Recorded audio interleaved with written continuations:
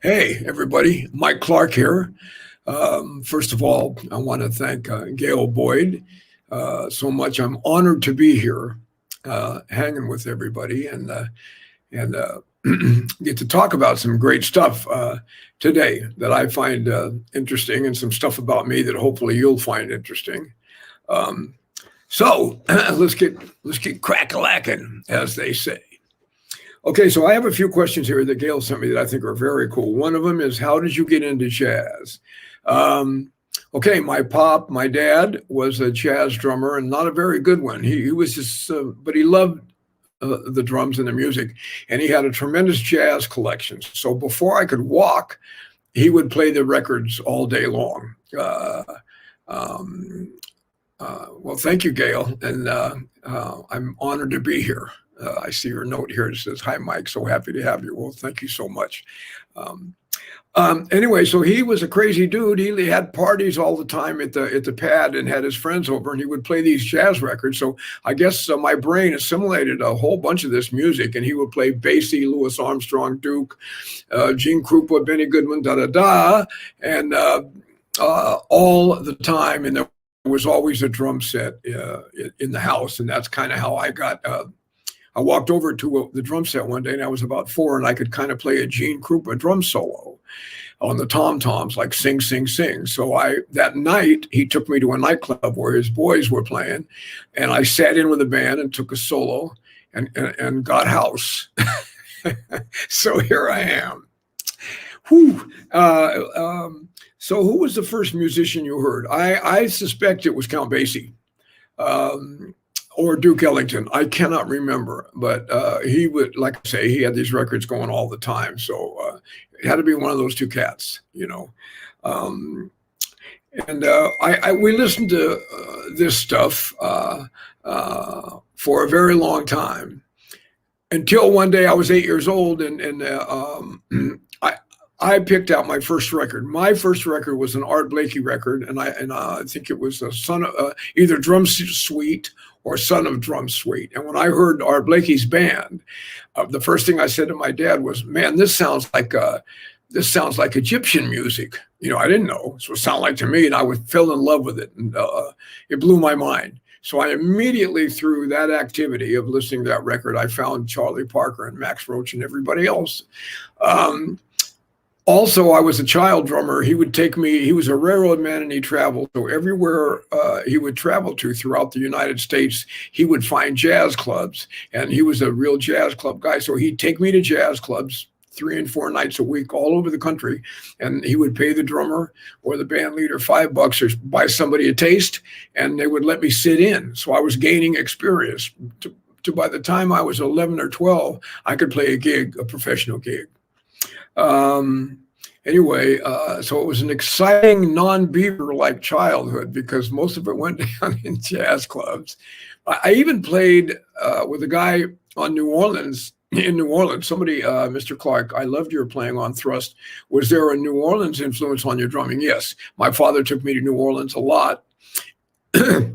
Excuse me. And I would sit in with, it was a guy named Murphy Campo playing at the Famous Store. So I played with Murph. And Dr. John, on one of these, I sat in on and played bass or guitar. I can't remember. He was 13 and I was 11. And I went to, Donald Harrison called me to do an episode from May. And I saw Dr. John sitting in the tent. And I had a picture of him and I playing with Murphy when we were kids. And I don't know Mac very well. I didn't know him very well. So I rolled up on him and I said in my most like Wally and Beaver voice, because I know he's got all this covered. So I was like, "Hey, Mac, my name is Mike Clark. I've met you before. We played once. And I have a picture of you and I and Murphy Campo, man. We're playing at the Famous Store, and we're both children. I think you're about 12 or 13, and I must be 10 or 11. And he was sitting on his cane like this, just like on an album cover, all by himself in this tent. And he said, "Murphy dead." And I'm like, "Oh, yeah." And that's all he said. And I thought he would be like, "Oh man, give me the picture. Oh man, that's great." "Wifey dead." And then so I skulked out of the tent. "Oh, okay, man. See you later, bro." Anyway, 2 years later, his secretary called me and goes like, "Oh yeah, Max said you might have a picture of him and Murphy Campo and you playing. He'd like to get that." 2 years later. So I did, yes, I played a lot of stuff in New Orleans. So some of the New Orleans style is with me. Plus, as a child, I listened to Baby Dodds and all of those cats, everybody. I listened to everybody. And I have my dad to thank for that. And I got to meet a lot. Anyway, so by the time I was in high school, I was working jazz gigs and all kinds of gigs. So that's kind of what did it. And I'm still here to this day. Michael Wolf. Hello, Michael Wolf. How you doing, brother? So, but in high school, I had now kind of settled down out in California with my mom. And on the radio, you were constantly hearing soul music. And since there were no jazz stations, I would listen to soul music because it had horns and always a great drummer. And I'm a soul music buff. So the beats were easy for me to play, and I could play them with the right groove because I was a teenager, and it was easy for me to jump right into this stuff. Whereas the older jazz drummers, when they played funk, it would sound more like Horace Silver funk, boogaloo, which of course I dig, but I could play the James Brown stuff like straight off. And I started getting a lot of calls to play with rhythm and blues and actual blues bands. So I played the shuffle. I learned to play slow blues and all kinds of different shuffles, Fat Boy Shuffle, Backdoor Shuffle, Flat Tire Shuffle, all that. Meanwhile, I still have my jazz thing going on. So my career was kind of like it is now. I've always been a jazz drummer that also got called for funk gigs. And Victor Lewis said to me, "Man, you can make one sound like you don't know about the other." And that, in the old days, that was called making a living. So then right out of high school, I went on the road and I went to Vegas and made a lot of money. And my parents were like, "Don't go to music school. Don't go to college," because I was making more money than my mom had ever made. And I was only 17. So I was up in Vegas for a while. And soon after that, Vince Guaraldi called me. And I went with Vince on and off for, I don't know, 8 or 9 or more years, and we became really close friends. And I did a couple of those Charlie Brown Christmas things, and he could swing kind of like the Wynton Kelly style. So he was big fun to play with, And I did that. Let's see if anybody's got some questions. Michael Wolf is, I'm not going to talk, Michael didn't talk about me on his talk. I'm not going to mention the genius, brilliant piano player, Michael Wolf, on my talk either. I'm not talking about Mike and how good he is. And that we played Royal Albert Hall with Bobby McFerrin and made 2 great records together and this and that and the other, and played together when we were kids at a club called the Bothan, when he must have been 17 and I must have been all of a whopping 19. So Vince Guaraldi, and now I'm working jazz gigs all around the Bay Area. And those nights we worked 7 nights a week, and I played with John Handy. Whoever came through there, I played with. And I met my partner in crime, Paul Jackson. All right. So I'm still the jazz guy now, but I meet Paul Jackson, who's also a jazz cat. We were playing with Woody Shaw and Bobby Hutcherson together, and he played upright bass. He also managed Sherman and Clay. So Paul's dad was a good friend of mine as well as Paul. I was kind of like a family member at this point. And his dad was one of these all-purpose guys that could get you, if you needed a couple of chickens or a Cadillac or refrigerator or a TV set, he'd hook you up, and the count would be low so you could afford it. We were kids. So Paul's dad got us a house that we could live together in, and it became an all-purpose epicenter for drumming, our girlfriends, drumming, music, well, drumming, but music, And Paul worked at, and this was out in what I call the Huey Newton hood. It was out in the avenues, and all the cats came over all the time, and we played. And Paul worked at Sherman and Clay, so he brought home a Fender Precision electric bass and a B3 organ that he borrowed, and it just sat in our crib for 4 years. And one day he picked the Fender bass up and he'd never played it. I'm sure he'd messed around with it before, but he plugged it in and he said, play some of that funky stuff you play on Mercy Mercy, because on a jazz gig we play Mercy Mercy, and I would kind of use my own style that I later became known for, the Oakland type linear, as they call it. We didn't call it anything in those days. He just said, play that funky, you know what word to use, play that funky blah, blah, blah that you play, Michael. And I'm like, okay. And he took the bass right out of the case and played it exactly as he did on Herbie Hancock's Thrust, like he played on actual, like right now. And it was real busy. He was like, all this type of thing. And oh man, it was on. I thought I died and went to heaven. I mean, I almost get a tear in my eye thinking about this. And we knew we struck gold. But I did say to him, man, if you're going to play like that, we're going to need to hire a bass player. Because every 16th note he played a note. I'm like, bro, can I get one in?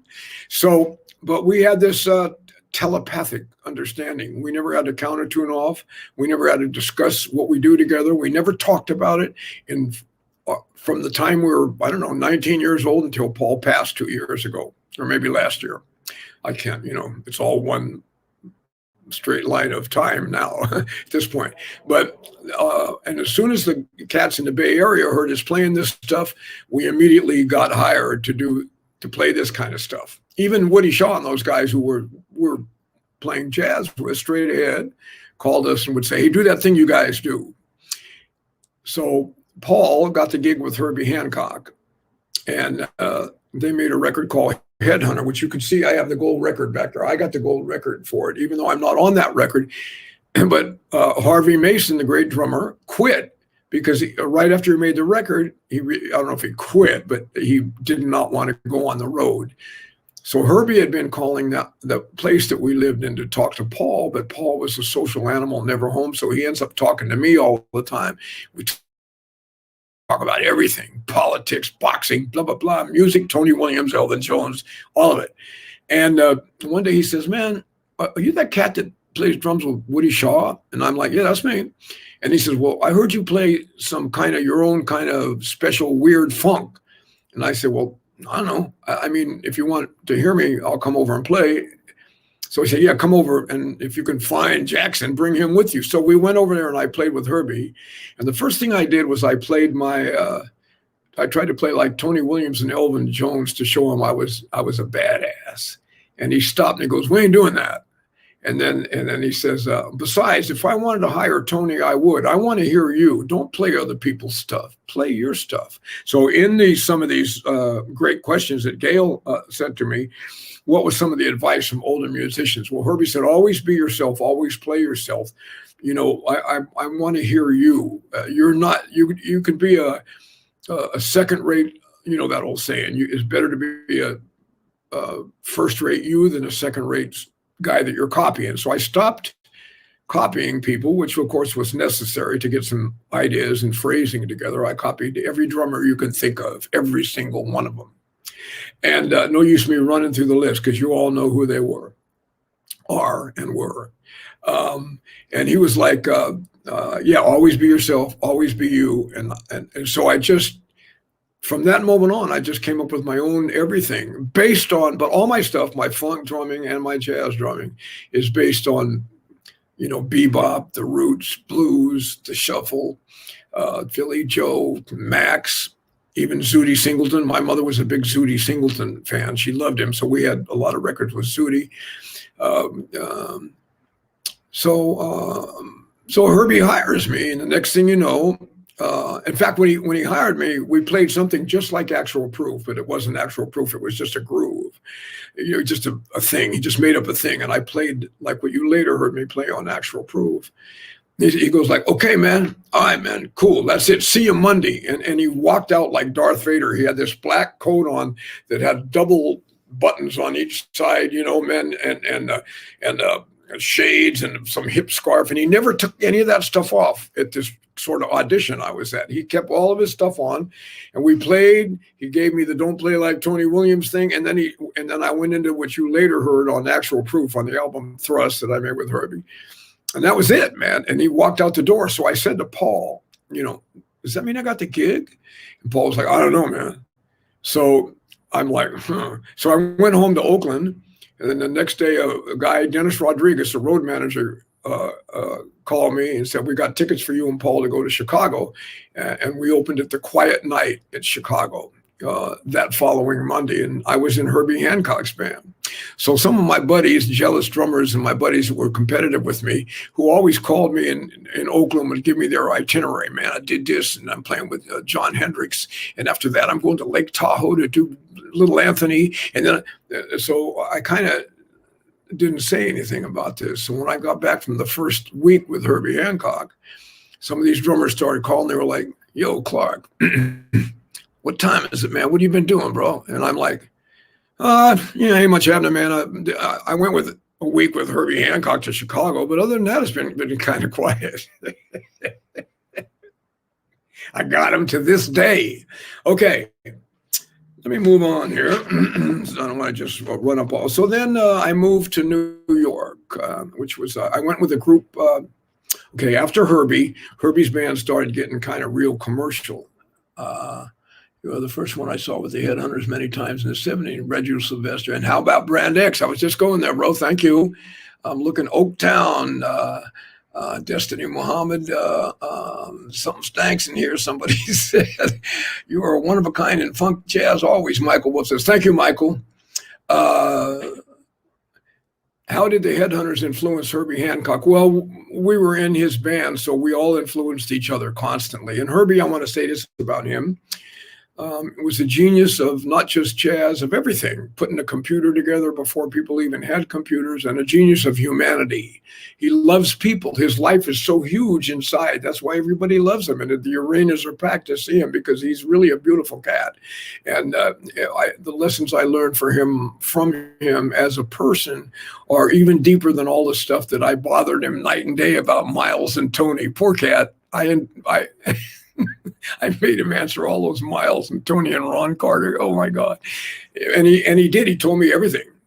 So after the Herbie gig was over, it was kind of getting boring because now it was getting like catch, boom, boom, I'm not blowing anymore. There's no improvising. It's not. Even with the Headhunters at the beginning, it was kind of like a jazz gig because we could blow. But now I'm just back there chopping wood. And to me, we're starting to sound like a band that needs a singer. So I'm getting unhappy. They want, we're going to make $1 million. And I'm like, well, none of us are, bro. I call that one. And so it was time for me to get back to playing jazz. And my brother and dear friend and one of our heroes, Eddie Henderson, called me. And we had a 5-night-a-week jazz gig at a place called Christo's for a year. Actually, Eddie corrected me the other day. He said it was 11 months. And we went down to the Lighthouse. And this was Julian Priester, Dave Liebman for a while.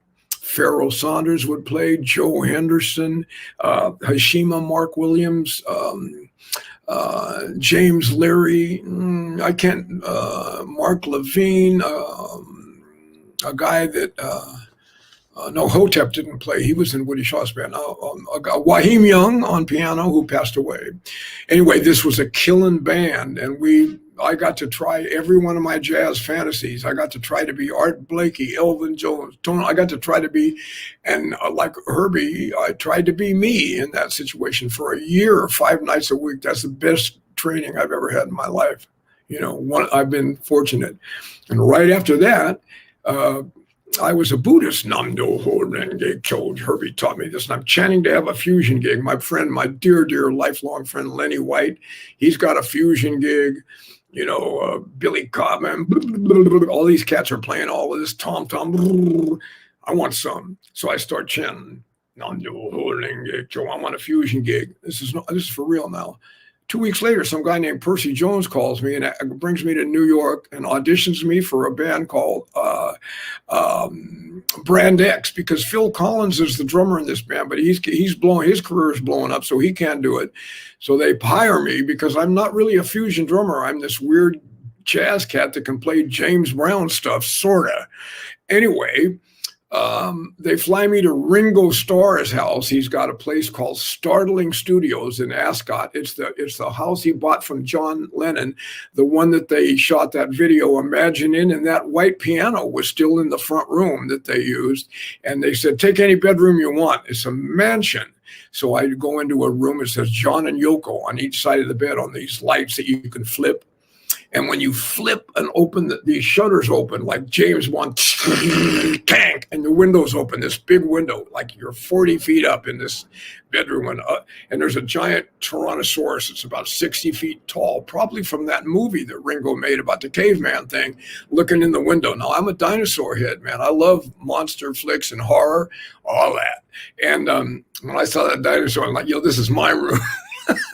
So, and then we would find there's a John Lennon amplifier or maybe a Beatles guitar place. And I'm like, guitar case. And I'm like, man, I hit the lotto.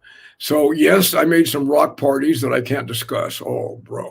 And I played with them for about a year and a half, and we toured and made 2 great records, Product and Do They Hurt, that I'm very proud of. Even though I'm not a fusion cat, I took a shot at it, man. Everything was in 17 and 21 minus 58. And I'm like, man, I'm a 4/4 cat. What are you talking about? 21 minus 3. But I made it. And check those records out. I think you'll like them. So then I moved to New York, and I played with everybody. I made 2 great albums with the great Michael Wolff called Wolff and Clark 1 and 2. I played with Nat Adderley. I played with Sonny Fortune. I played with whoever lives here, so there's no use. And all jazz. I was no longer funkin', man. I'm back where I started, and I'm like, yeah, this is what I want to do. This is what I still do. So I got some records here for you. I got to talk while I got the chance here and got you here. Any questions, you guys? Did you ever have an opportunity to play with Joe Solomon on Weather Report? I never played with Joe, but I had some cool conversations with him, and he's like, you got a beautiful gift. You remind me of me. And I'm like, okay, thank you, I think.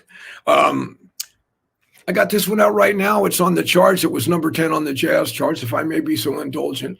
And this is with me. This is called Mic Drop.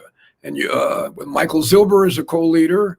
And these are some Bay Area cats, Peter Barchet, my old friend, and Matt Clark on piano, and of course the great tenor saxophone and composer Michael Zilber. All right. Then Leon Dorsey and I have been making records, the great bass player Leon. And we have this one. Thank you, Mr. Mayburn. This record here was Harold Mayburn, the great pianist, and our dear friend, his last record. So I was blessed to be on it. I made another one with the great Michael Wolff, who I'm not going to mention here today. And this is live at Vitello's. I love this record. This is live. We did this quite some time ago, and this is with Mark Isham, John B. Williams on bass, and of course the great Michael Wolff on piano. And Mark Isham I hadn't seen since 1960 or 71, and he just showed up on the gig, and Mike counted it off. So this is a very cool record. And we have another one that Leon Dorsey and Michael and I made. This is Wolff, Clark, and Dorsey play Sgt. Pepper, where we played Sgt. Pepper stuff, jazz style, all of it swings. It's a swinging record with Lucy and all of that, man. It's all tang, tang. I love it. One more thing. And Leon and I have a new record out that's number 7 in the Jazz Weekly charts, and that's with the great piano player Manny Valera. And we also have some shows coming up. Oh, and the Manny Valera record is called Freedom Jazz Dance. Check it out, please. It's pretty good. I like it. And I don't like everything I'm on just because I like it. My website is drummermikeclark.com, because I have quite a few dates coming up. I'm going to go do the Kawumba Jazz, Bach Dynamite and Dancing, and SF Jazz with the Michael Zilber band, the same band for the record. I'm going up to Portland to play the Royal Room with a saxophone player who we call Skerrick, one name, Skerrick. And that's going to be kind of on the avant-garde side. And I'm doing a bunch of clinics in the Bay Area, and Eddie Henderson will be at October 9th. I forget the name of this room in New York with the great Donald Harrison, Peter Zach, and Gerald Cannon, and myself. And then I'm going to be at Birdland November 1st with the Mike Clark Quartet. And Mike Zilber and Leon and I will be at Smalls on the 14th of October. All this is on my dates. I guess I'm sort of ODing on. Anybody got questions? Okay. How are you coping with the pandemic? Man, I feel good. I'm sad that many people, great artists and musicians, are not working. I'm doing okay. Like I say, I'm still chanting. I'm still a Buddhist, so I'm looking at this like a time to grow. I'm not looking at it like, oh man, like I don't dare go there. Um, have you worked or met Lee Morgan or Art Blakey? Yes, I met Art Blakey in Bradley's, and I was sitting with a great drummer, and his name was Killer Ray Appleton, a dear friend of mine. And Art Blakey comes over with some coveralls, and Ray and I are sitting there having a drink. And Art Blakey says to me, he doesn't know me. I've met him, but he doesn't know me. He goes, you look crazy. And I had the audacity to say, you're calling me crazy? And he immediately put me in a headlock. And then we became friends. And we hung out all night till like 5 a.m. at Bradley. Some of you remember that, or maybe you don't remember it. But anyway, yes, I never met Lee Morgan, but he's a hero of mine. I'm still one of my all-time favorites. And I love Art Blakey, big influence on me, even though I cannot play drums like him. So, any other question? Gail has some things here that are cool, like advice for younger musicians in order to encourage them. Yes, no matter what time it is, never give up in your dream. If you're an artist and you believe in yourself, it doesn't matter what kind of baggage you have from childhood, what happened, what didn't happen, never give up. That's my advice. Never give up on your dream. I'm living my dream the best I can. I'm still every day trying to become a better human being so that I can have more people enter my life. And my dream's still not over. I still want to be like Art Blakey and all my heroes and be a drum band leader and play all over the world. And everybody goes, man, we love you. So, no, I want to encourage the young people. Don't ever give up. I don't care if you got street experience, if you went to the best music, don't ever give up. No matter what, no matter what. When they say no matter what, as you live and get older, you realize no matter what means no matter what, Okay. Let's see. Any old darn thing you want to talk about? I think I've been talking about any questions that you guys have, this would be the time. I know people wanted to hear some wild stories, and I certainly have a lot of them. And right now, I told the birthday cake story where I got stoned and came home, and my girlfriend had made this gorgeous birthday cake for her mother, and I got home at 3 a.m, and this is 1967. I'm a 23-year-old jazz musician coming home at 3 a.m. I opened the icebox, and I saw that cake, and I said, a little sliver won't hurt. Let me just take a little corner off that cake. And I sat down and ate the whole damn cake.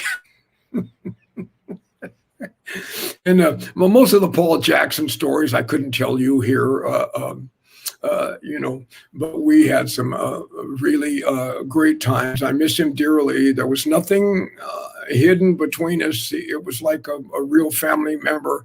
And I've never had so much fun and so many escapades and crazy things in my life as I did that. Wow. What's the significant album you recorded? Significant. Okay. For me, this latest album here, Mic Drop with myself and Mike Zilber, is my actual take. Now, this is bad breath and all, whether you like it or I played some funny notes or whatever your thing is, whether you like it or however you feel about it. I said my piece on this record, and nobody influenced me to do this or to do that. We just walked in the studio and threw down. Old school. The date was over in 6 or 7 hours. And here's the charts. Here's the vibe. Hit it. Whereas usually somebody, manipulates you, and not in a bad way, because, a producer is there or somebody else in the band. Why don't you play this kind of an elven feel with a this on it and a that on it? Nobody said anything to me. So win, lose, or draw, this is now my most significant album is Thrust, because Tune Actual Proof reached millions of people. And so the story goes, I'm not sure this is true, the drum track, if you want to call it a track, the drumming that I did, on there, the drumming on there, or so the story goes, changed drumming until now, or was one of the influence and blah, blah, blah, something along these lines. So to me, that would be the most significant thing, not to mention being around Herbie Hancock is like going to the amusement park. He's always accessible. He's usually always in a good mood, and he's funny as hell. And we used to tell puns, and we could do these puns to each other for an hour while he was driving across country in the middle of the night. And we'd entertain each other by having pun contests, and it would go way out, as you can imagine, like his playing. His playing is interesting because he taught me to hear the entire piece of cake, the entire pie, all encompassing. You hear every note that everybody played. You dive in the middle of that sound and you listen to every note, and then you react to whatever everybody's doing. So whether it's busy, as people say, I hate that word, or not busy, if you're just playing one-arm drums and swinging your butt off, whatever it is, you hear the whole thing. And that's how he did, because he would be tracking you, man. He was listening. If you hit him with some stuff, he'd be, as a matter of fact, he taught us that polyrhythmical thing. So it became a contest between Paul Jackson, Herbie Hancock, and myself to throw the time onto the wrong side of the time, or add these groupings of 5 and 7s and try to screw the other guy up. And Herbie loves the challenge and confidence. He's a competitive cat. So we're all up there, and it's at Carnegie Hall, or in front of sometimes 10,000 people, and we're playing our thing. And then you're going over the bar and subdividing like a dog. And there's 3 of us working on this, and we're trying to catch one guy, get him in trouble for screwing up, right? And it was great. Or like one time Herbie's coming out, he used to try to dance, and he wasn't a great dancer in those days. So it was Herbie Hancock, and it's supposed to be a funk band. We're a bunch of jazz cats playing funk. That's why it's wild. The music is crazy. And so Herbie would try to dance, that face, he gets, that look like when he's playing that. He'd try to dance more, and we'd be like, oh, man, bro. You need some dancing lessons. But then Paul and I would switch the beat. So when he got to the piano and he'd make that face, he didn't know where 1 was, but we did, because we kept changing it, and he'd sit there with that face like this, waiting to come in, and he wanted to look sharp for all the chicks. And he didn't know when to come in. Pretty soon that face would turn from like this meaningful look of I'm going to play, and to this look. He'd look around me and Paul would be like, so immediately we'd be like, we change it into bat, boom, boom, bat, acting like, yeah, we got it. It's cool. Everything's cool. And then he would start. But then, of course, he would catch us. And if he caught you looking, you'd be on the drink. You wouldn't know where 1 is for 20 minutes. Because then once he knew he had you on the ropes. He'd work you to death. It was great. Okay. Recent times. Okay. So also 2 records that I made. Thank you for reminding me. With Eddie Henderson, my hero and idol, with the great Donald Harrison. Donald Harrison is a very important person in my life, and a very important person, as is Eddie Henderson and Michael Wolff. And now Michael Zilber. And I don't want to leave anybody out. So every musician I played with since junior high, you're the most important person in my life. So the thing is Eddie Henderson, we made a record of Eddie's called Shuffle and Deal on the Smoke record, on the Smoke label, Shuffle and Deal. And I love listening to it. Kenny Barron on piano, Gerald Cannon on bass, and Essiet, the great Essiet. All swing all day, splang-a-lang like dog in the street. Oh, I don't want to get too dramatic about being a dog in the street, but I don't know even if I can swing it the way I talk. Like, yeah, man. But that's the idea. I'm probably deluded, and if I am, just let me die happy. All right, and then I made another record with this band on the Smoke label called Be Cool, in which Eddie wore his glasses. We all wore our shades, so then you gotta have this look like Elvin, and that's my advice to young drummers. If you put your shades on and you have this look, man, maybe you could swing a little taste. And you go, oh, sorry. I was kidding with another drummer who gave a lesson, and don't make the Elvin face. That looks ridiculous anyway. So, and I love Elvin. I met Elvin through Herbie Hancock, and Herbie says, Jones wants to talk to you at the bar. Jones wants to talk to me. My God, Elvin Jones. Because we were opening the next night on Monday at the Smiling Dog in Cleveland. There's Elvin. And he goes, you want a drink? No, I do like to drink. So I said, yeah. So he produces a bottle of Segram's VO, and we drink right out of the bottle. And I'm asking him every question about Coltrane. Oh my God! And he's like, yeah. Well, and he's telling me, and he's a sweet cat. I mean, I feel like I'm talking to Paul. I feel like I know this guy all my life. Then Herbie comes up. All of a sudden, Herbie's acting like a 12-year-old around Elvin. Herbie's usually the man, All of a sudden, Herbie's like, Elvin, hi, and I'm like, wow, that's deep. And so Elvin says, I'm going to take you to the bar. Why don't you two come up? Now we've all three drinking out of the bottle, Segram's VO, and we're getting it on, man. And he hasn't even played the first set. And this is that band with no chords. It's like Leibs, Grossman, and Perla. No piano, no guitar, just all rhythm and, all of that. So he says to me and Herbie, this is true, come up to the stage. I'm going to show you how I did it with John. Can you believe that? I'm like...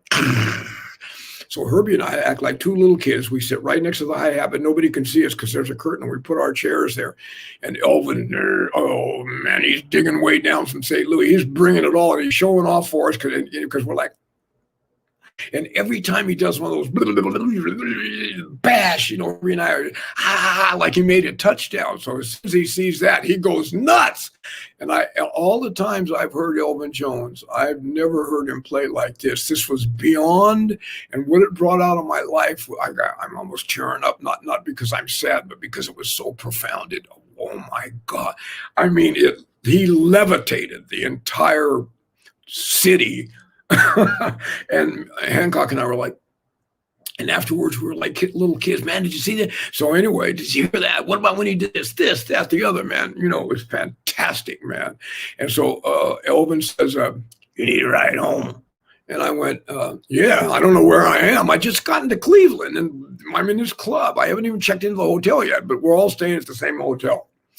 So somehow he's got this Camaro. He produces a Camaro, and we're drinking heavy. Maybe I shouldn't be talking about drinking. We weren't drinking at all. We were just having fun. And so we're driving this Camaro down the street, man, and he's jamming. He's hitting it, man. And he's leaning over. I'm in the passenger side, of course, and he's leaning over talking to me. Yeah, he's talking all this stuff to me. Tell me this, that, still talking about drumming.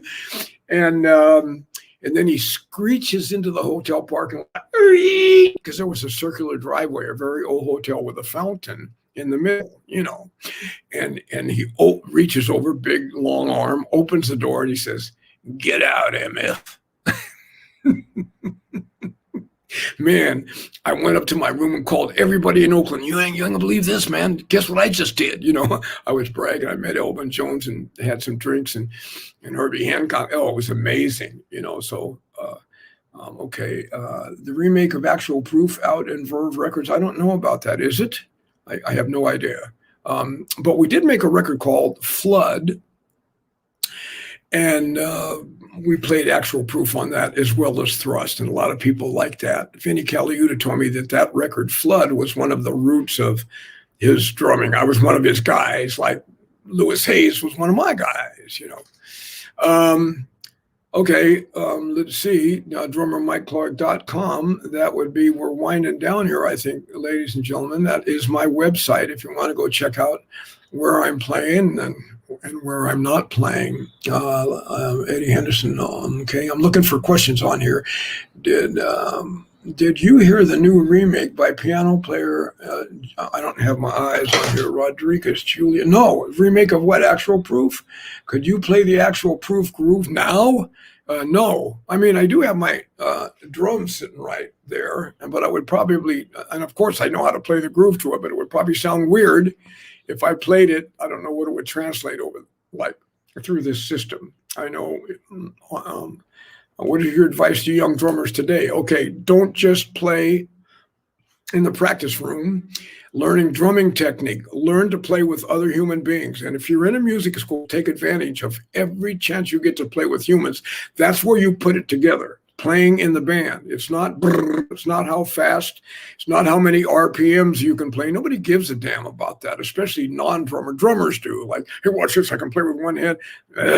Of course, self-righteously speaking and being a hypocrite, I do that too. But no, that ain't it. You got to learn to swing, man. You got to learn the language of bebop, post bop, everything in between, Blue Note, learn all that stuff. If you're going to play funk, go way back to Bobby Blue Bland and before. Find out what happened to the people, what made them play like that, what's their story. Find out I'm still studying all this stuff like I never heard it before. I'm still rereading and relearning and retrying to understand the music and my place in it and how to improve everything about me.